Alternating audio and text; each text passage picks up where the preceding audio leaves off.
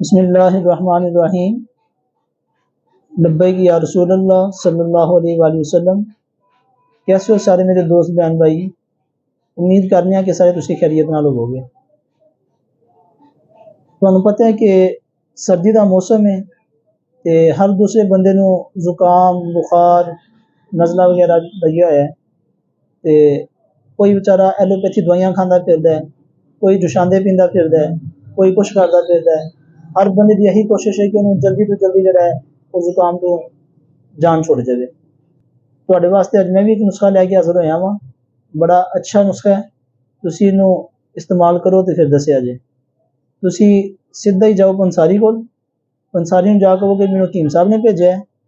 उनदे कोल जाके तुसी चार शैवां लैणियां ने, एक खशकास, दूसरी मुलट्ठी, तीसरी शै तुसी दालचीनी लियानी है ते चौथी चीज़ जिहड़ी तुसी ओह लौंग लैके आने ने।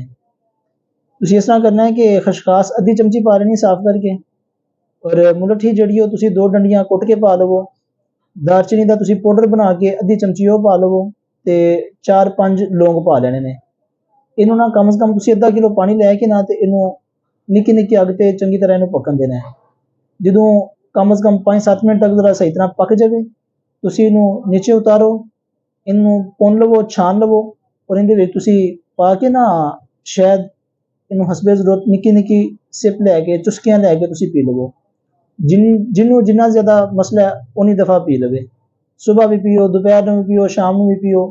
जिन्हों बहुत ज़्यादा मसला है वो ज़्यादा बना के रख ले और पानी की जगह तो पींदा रहे। ठीक है, तो तुसी यह नुस्खा इस्तेमाल करना है। उस बाद फिर मैंने दसना है। तुसी अल्लाह के फजल नाल सारे जुशांदे भुल जाओगे, सारियां दवाइयां तुसी भुल जाओगे।